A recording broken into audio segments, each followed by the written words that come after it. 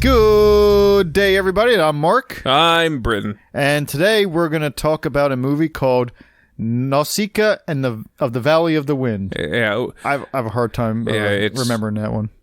It's one of the classic Miyazaki films. I think this was from 1984, so this might be one of his first. It might be, one of his first, if not the first. So let's get started. I know that you said that you've seen a butchered version of this when you were younger. Yeah, when I was a lot younger, the original, what was it? The original domesticated version was just butchered, and from what I heard, it was it was so bad that Miyazaki said, "All right, we're not going to." Localize another one until you promise not to make it an abortion. Because this was I think like a 2-hour movie just about. Yeah. But you said that the version you had was only like half an hour. Yeah, it was like between a half hour or 45 minutes. Like at the very least 50 minutes. So basically they cut out more than 50% of the movie in order to, I guess, trim it down and package it for American audiences. Yeah. So this was the first time I've ever seen it in any shape or form. I didn't know a thing about it going into it, whereas I guess you had a little bit of an advantage there on that. Yeah. So my initial thoughts for it, seeing this was also my first Miyazaki film I've ever seen. I played a few of the video games that he kind of worked on, Studio Ghibli, but is it Ghibli or Ghibli? One of those. I'm not sure. One of the studio film. So this was my first one, actually, of his films that I've actually watched, and I loved it. I thought it was fantastic. Yeah. He really, like, the Studio Ghibli films really, and, Miyazaki's films in particular, like, really, denote the phrase that he's considered the Japanese Walt Disney. So why don't we just give a very brief, I guess, overview of what the plot was. Okay. And you can start. So in the post-apocalyptic future, society has fallen. There were these large, giant humanoid weapons that kind of brought down brought down mankind and incinerated everything. Yeah. And the film takes place about 1,000 years later, and humanity has kind of been blasted back to the Middle Ages. Well, kind of. There's still hints of modern technology. Yeah, some people still have airplanes and gunships and everything. But for the most part, it's culturally it's still the Middle Ages. All right, where were we?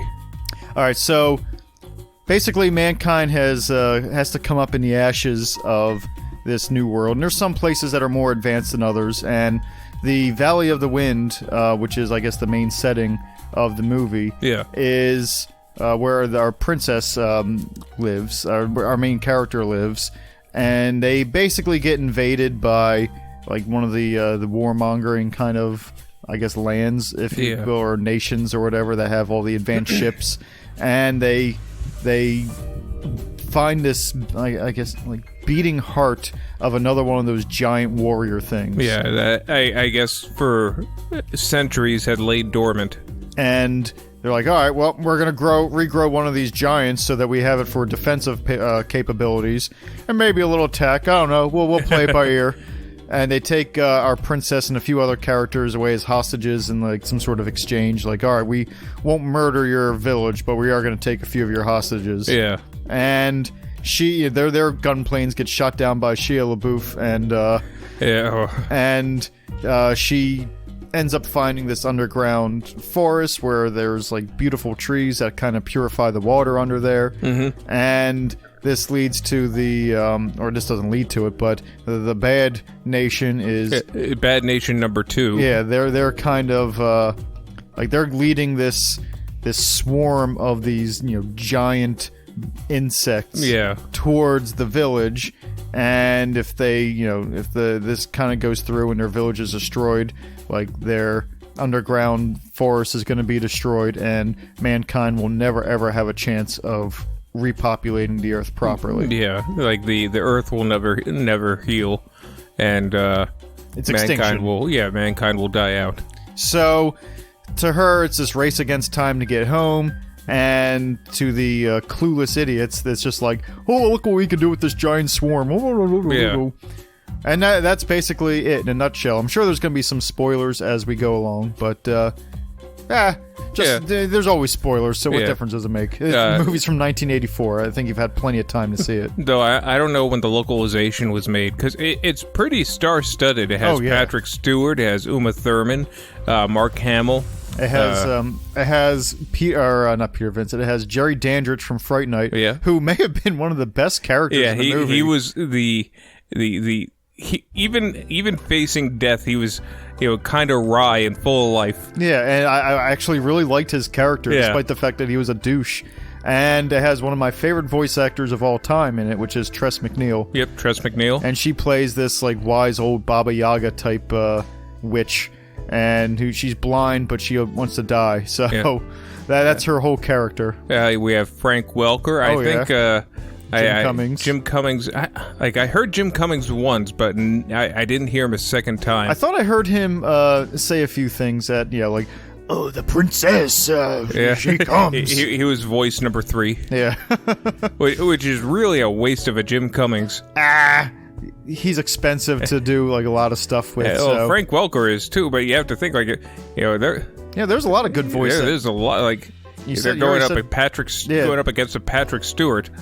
You said Uma Thurman also, right? Yeah, Uma Thurman. And I also mentioned Shia LaBeouf. And there's actually, I know there's a lot more voices that I'm just forgetting. I was like, oh, look at this, but those are like the main ones. And the main ones, like the headlining actors and the voice actors that we've grown to appreciate. So it's and I think I mentioned this while we were watching it, that despite the fact that this is a star-studded cast, like, really nobody was just collecting a paycheck. Like, everybody really put forth all their effort to give it all, give it their all, basically. Like I said, like, I really I do like Jerry Dandridge. That's what I'm gonna call him. Chris Sarandon is his real name, but I really do like him as an actor. He's a lot of movies I liked from the 80s that he was in, and he was also Jack Skellington.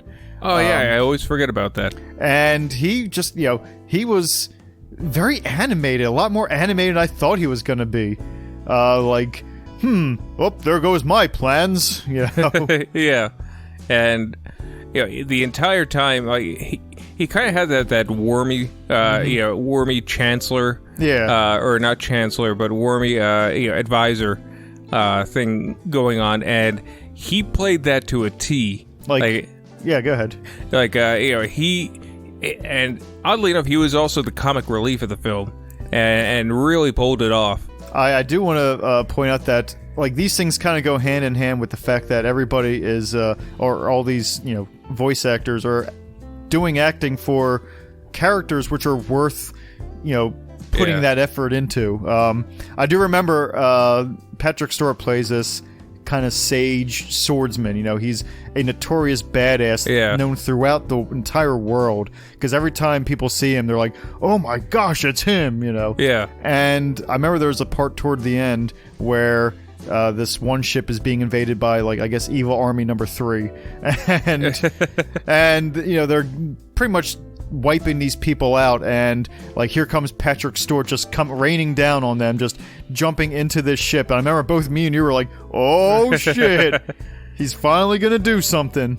And this and it kind of goes to show, like, anime in a in general is not really a it's kind of a, what's the word I'm looking for? A cult. Not like a cult class, like cult classics or underground. Like, it's not as mainstream as other forms of media, but for some reason, not for some reason, for obvious reasons, the Miyazaki films tend to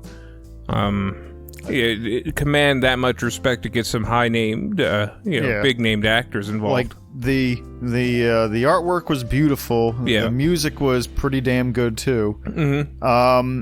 So there was definitely a very, very nice well, I can't say addition, but a very nice jumping off point for me for his films. I am actually looking forward to watching some more. I want to watch, some more of his movies because I feel that there's probably even better ones. I've heard like Howl's Moving Castle. That's pretty good. Which I don't know what it is. I just imagine it's a castle that helps you move. Maybe he's got a pickup truck, or something like that. It's the name of his company. Yeah. Howl's Moving Castle. It's like, it's like, okay, good. We have a sofa and a love seat that are pretty heavy. If you want to, maybe put those at a prime state. Like, Howl will do it for you. Because Howl's a wolf, in my opinion. Oh. I imagine he puts on his wizard's hat and dun dun dun dun dun dun dun dun dun dun, and the furniture just moves itself. That would be great. That would be perfect. You don't even have to hire people. The furniture literally moves itself. Like, I guess when it comes down to what was his name? Yensid, that sorcerer from the Sorcerer's Apprentice. Disney backwards. Yeah, so like he would be great to help move. I mean, I bet you he's also got a pickup truck. Yeah. And if you don't have it, you just have your furniture just walk down 95. You're gonna have to. There's gonna be a traffic jam. Oh, you have it go on the shoulder. That's how you get messy furniture. That's how you get gravel on your couch. That's how you get dirt on it. Like that dirt's not coming off. Like you end up you come home and there's just your furniture and maybe like an old tire.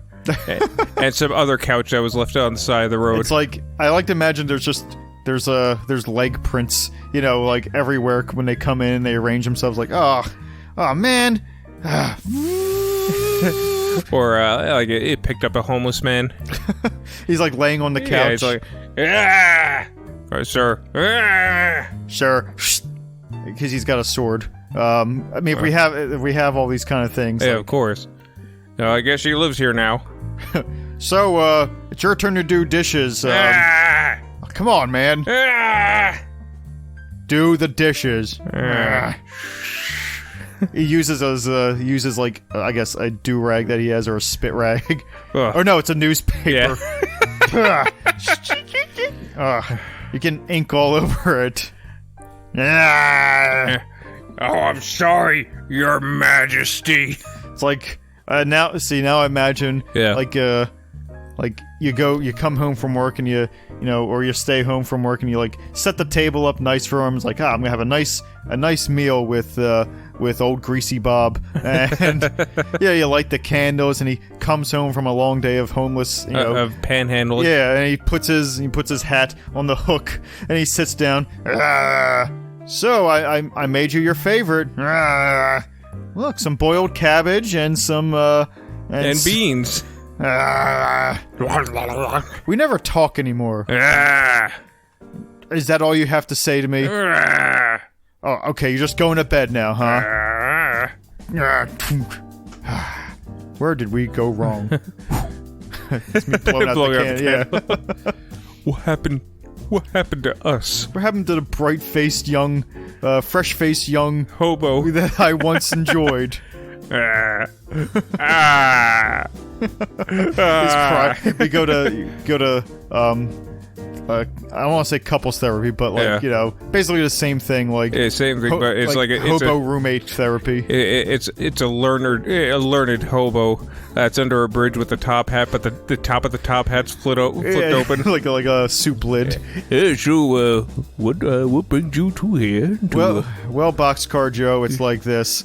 Yes. When we first started living together, we had an understanding. Yes. Let him talk. He crosses his arms. Please do go on.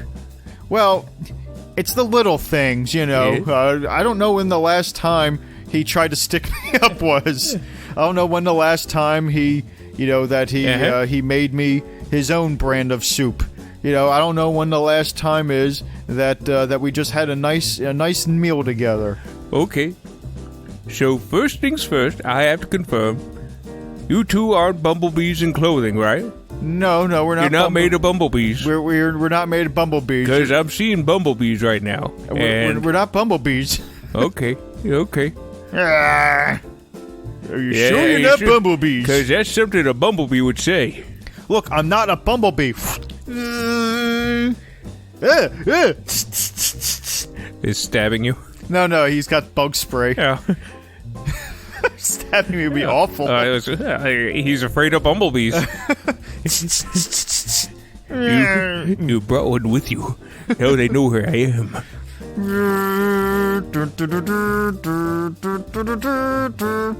See, I imagine when he sprays me, Yeah. because I'm the bumblebee, I guess. Like my legs, I'm upside down, my legs stick up in the air like a Raid commercial.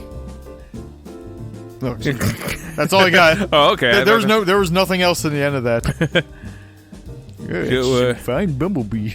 So I don't know what the problem was or who's at fault, but I think it's bumblebee. Now I gotta go because there's bees afoot. He has to move to a new bridge. Yeah. He collapses his hat and folds it and puts it in his bindle.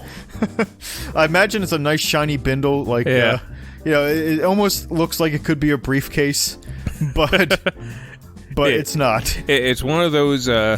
It's one of those aluminum money cases that he just has on a stick that's over his shoulder.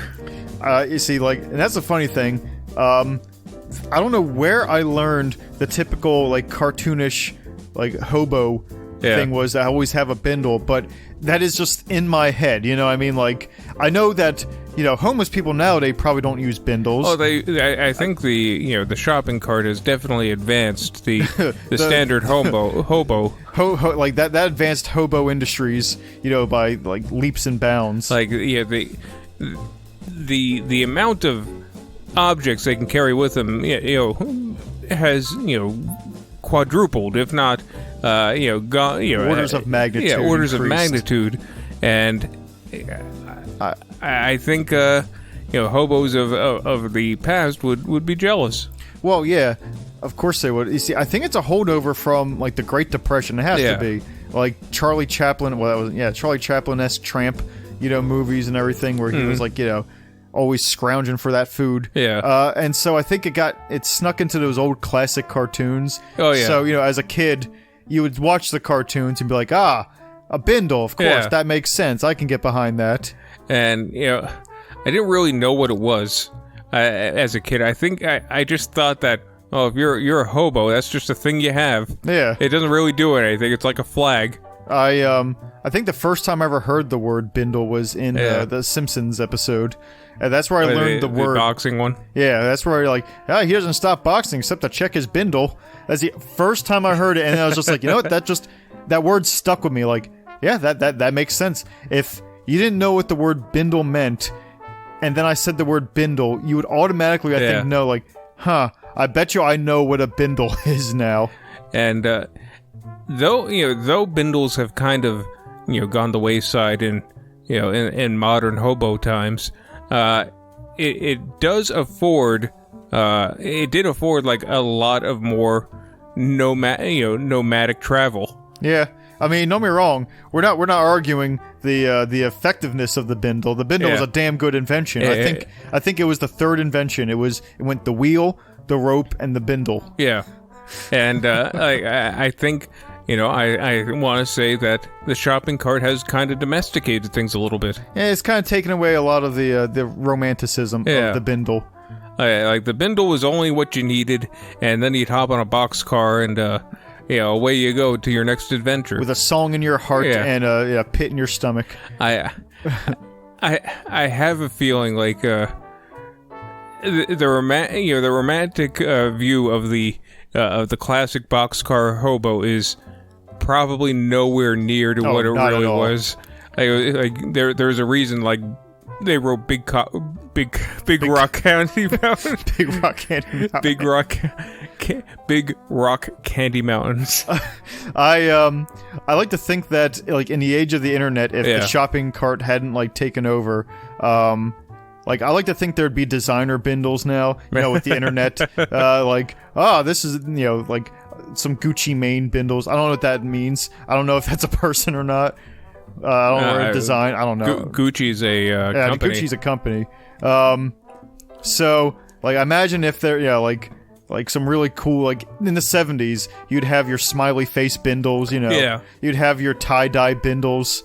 Yeah. Or you'd have your, I don't know, NASA bindles. That's when you're very scientifically minded, but you're also, a hobo. That's, riding the rails. Yeah, that's when you're a hobo, but you're also on the moon.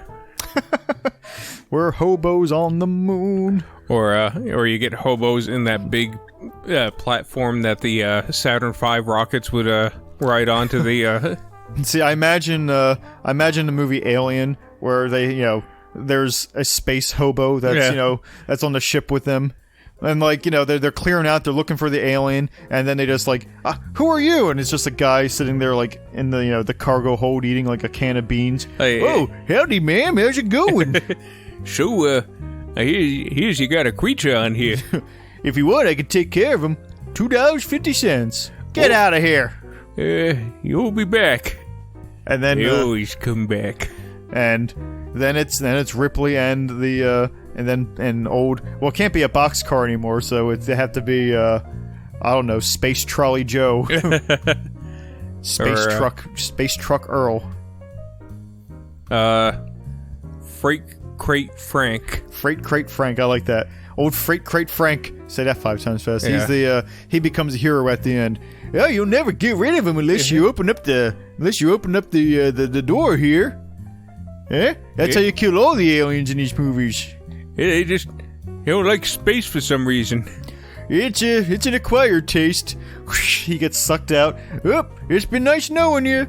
And I imagine he gets frozen like that guy in Avengers Infinity War when he gets sucked out of the cargo hatch.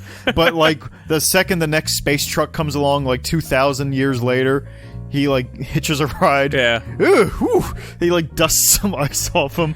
He it's not the first time. He has, of course not. His inside his coat are a lot of magnets, so the next ship that passes by he just sticks to. A lot of magnets and newspapers to keep him warm. Ooh, that's a nice place we got here. Hey, this isn't my first foray in the vacuum of space. These are the things you learn as a young hobo. You'll find out. Just make sure you exhale. Takes out his beans, which are frozen solid. Yeah, it's gonna take a while. Dang, no. They're freeze-dried. He sticks a spoon in there. Oops, still cold. He just sticks a spoon in there and then licks it like a popsicle. That's good eating. You gotta adapt. He takes out his, the little lighters are in cars that you push in. Yeah. That's what he's using to heat up his can of beans. The radiation of space is nothing compared to what we got here. It's gonna take a few weeks for us to heat up, but once it does, it's good eating. Well, don't worry about me. Just being shot into space so many times, my metabolism is nearly zero. He's I imagine there's a nice roaring fire going on in a maybe a nuclear containment tank or something. Just some rusty waste barrel. Some rusty very rarely traveled boiler system in the bowels of a ship. And he's just in there and he's cooking a xenomorph over in the little barrel and everything. There we go. Yeah, well, once the acid boils off, it's not bad. It's a bit gamey. It's like eating cricket. But I really want to write a whole movie around this guy because there's something endearing about his survivor quality. He's tenacious almost by mistake. Yeah, you can't kill this guy. Yeah. This the xenomorph can't kill this guy. He's a survivor first and foremost. I imagine there's almost a unsaid respect between him and the xenomorph. I think that there's a he is almost like Wayland Yutani wants to collect specimen on him first and the xenomorph second. They've collected a lot of specimens in some bean cans along the way. But they need to know everything they can know about this guy. He's almost a legend. He's almost a Casey Jones-esque legend. He's like what's his name with Babe the Blue Wall? He's like he's Paul Bunyan. He's like Paul Bunyan. I imagine like between star systems, his like his description is different. Like they say he's 15 feet tall and he eats pure iron. I heard he's got hands made of snakes. Like, not even good snakes, like rattlesnakes, and maybe even some garter snakes. And there's one snake that's a cobra snake, and then a black mamba snake is the big snake. I heard he's a smelly old hobo. No, he's a legend. Yeah, he stinks and he dies a lot when he goes into space. And He has never died. You'll see. You'll see. Wait a minute. Zip. It was a bumblebee all along. You'll never see the end of the bumblebee kingdom. Well, that got him. Smelly hobo. Bloody bumblebees. So, I'm guessing it's that prison colony from Alien 3. The movie writes itself now. What, he crash lands? Like, I imagine he's not in a ship. He just enters the atmosphere as himself. Oh boy, I was taking a meteor shower and I wound up here. Thank you.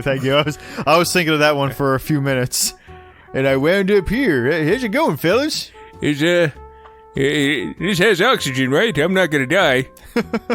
Like, I imagine, nobody's ever escaped from this prison colony, but he's like, I've escaped from way worse places than this. I escaped from the sun. Honest to goodness, the sun. I escaped a black hole. That was a hard one. Good thing I had I had a length of rope. And, a bell to distract the guard. And I got out of there. Took me nigh on 4 months, but I made it out of there. Clawed my way out of it. 4 months or 500 years subjective. Once you get past the spaghettification, it's really not so hard. And you gotta bring the sauce, too, or else it's just gonna be bland. It would have been a long, long time if it wasn't for my good old friend Jim Bean here. And, like, they don't know, like, is he for real or is he just full of shit? Oh, I have conquered the event horizon. I've stared into the black void of space. And it stared back. And then we had a good time and left. Yeah, we wrestled. He got a few good licks in, but I conquered the darkness as I usually do.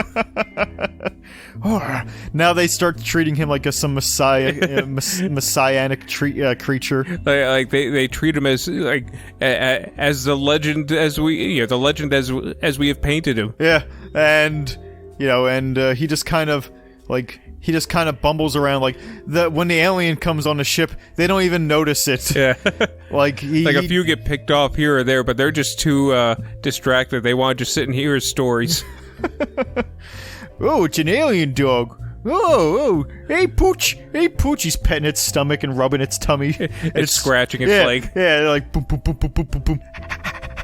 Oh, you just gotta know the right spot to treat these little buggers. Yeah, but don't turn your back. They will cave your skull in the moment you let them. All right, into the molten steel to you. Yeah, I hate them. I can't stand them. Like, I know how to treat them, but I want them dead. Yeah, one time I got those little xenomorph fleas on me. Those little buggers hurt, I'll tell you that much.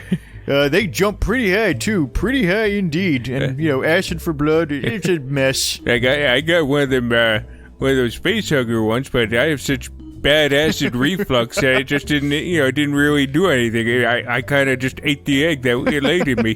And then I ate the face hugger. That was pretty good. That was good. Meat's a little gamey also, but... yeah, I hugged his face. He didn't like that one bit. It's like, have you ever had crayfish?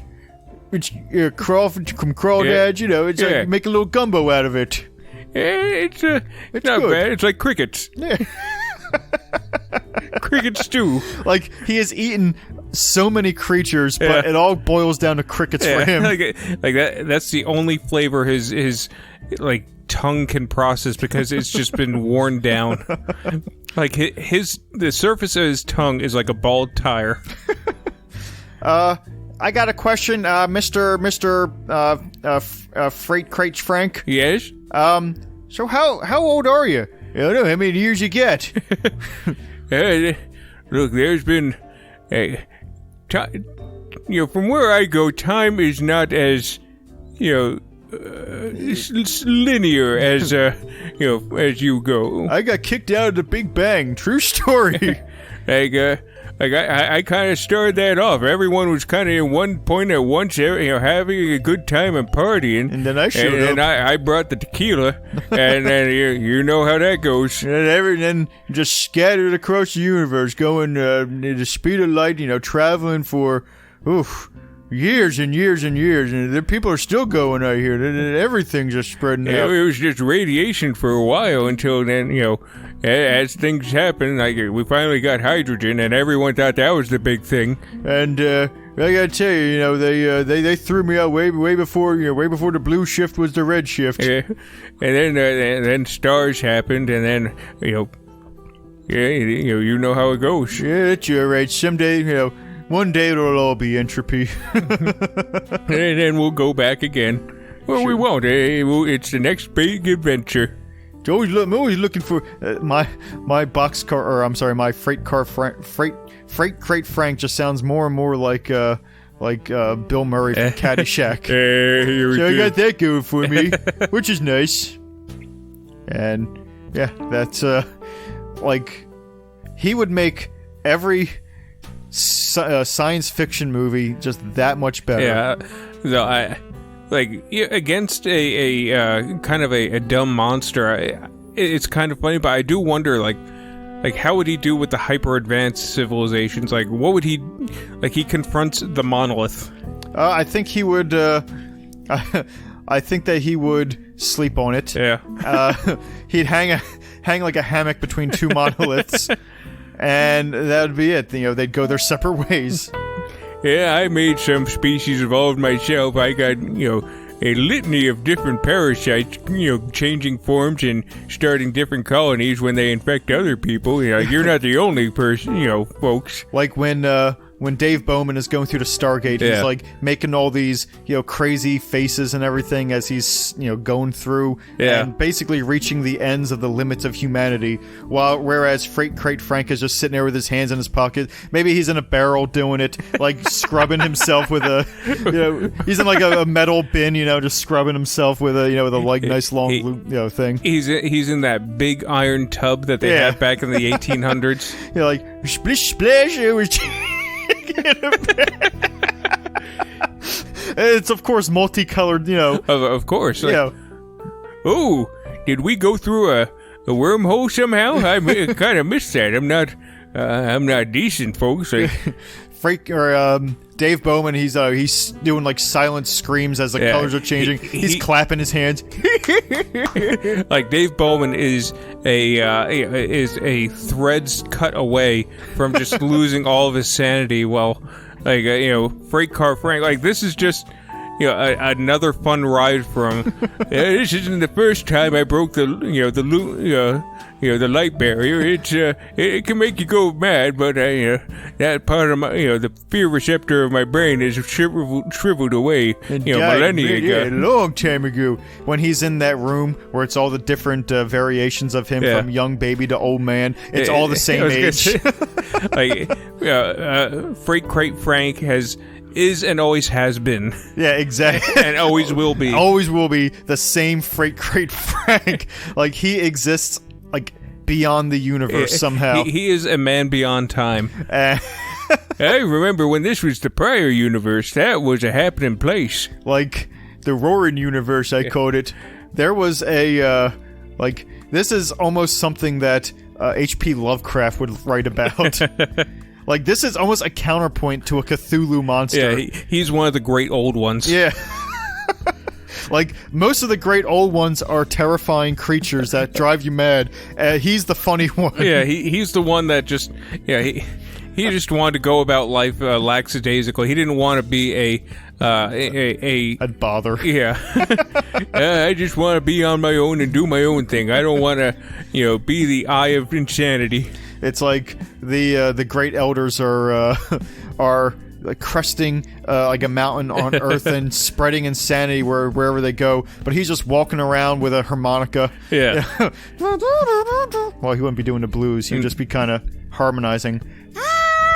Oh, I went through the universe having a good time, eating me an orange, eating me a lime. I'm a great old one, that's true. Bah-hoo. And that does inadvertently drive an entire village insane. Yeah. Like The outcome's the same. Yeah, it becomes a cult. Yeah, there are a bunch of cultists, and they like he's trying to talk about like, you don't have to do all that, on my accord. Just let those people go, and you don't have to eat them. People are finding like the drawings that they have during fugue states, and it's just like Freight Crate Frank, with a harmonica and a bindle. He's like, and whenever everyone who watches or looks at this drawing gets driven mad. Yeah. But it's a very innocuous picture of him just playing the harmonica. Or it's a it's a stick figure picture that he drew that drives people mad. Yeah, I think this is pretty good. It really captures the essence. It's my self-portrait. Well, if you don't like it, you don't have to say so. Well, it takes all kinds. Everybody's a critic, aren't they?